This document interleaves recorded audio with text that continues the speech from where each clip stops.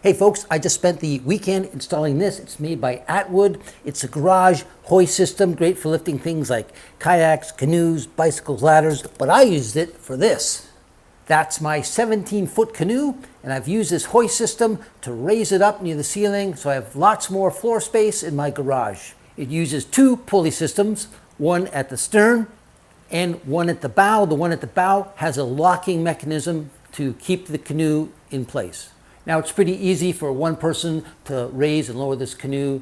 This particular canoe weighs about 60 pounds and its hoist system will support up to 120 pounds. And it's really simple. There is a locking mechanism. If you pull it backwards, it unlocks. Then I can lower it, or if I go forward, I can pull it up. And when you let go, it locks in position. It works the same as a blind on a window does. One side it's free, and the other side it locks. So as you can see, it's pretty easy for one person to lower or raise this canoe.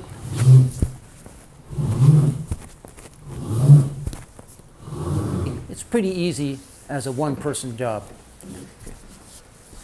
So in conclusion, I'm very pleased with this lift system. Gets my canoe up off the ground, out of the way. And I just a few things I want to make note of. It shows in the box here they've got a kayak, and there's a ceiling up there. They've got about a 5 or 6 foot drop because it comes with these great big straps. And had I put the big straps on there, my canoe would have been at least 2 feet lower. I would have hit my head on it every time. So what we ended up doing is tightening the straps and just making them smaller so I could get more lift. Another important thing to keep in mind is you want to make sure it's good and secure. Follow the directions that come in the box. What I ended up doing is using a couple of 2x6s with heavy-duty lag bolts going up into the rafters in the ceiling of the garage and then attaching the pulleys to that so it's good and secure. I don't want it coming crashing down unexpected. Now, I bought this at my local Canadian Tire store.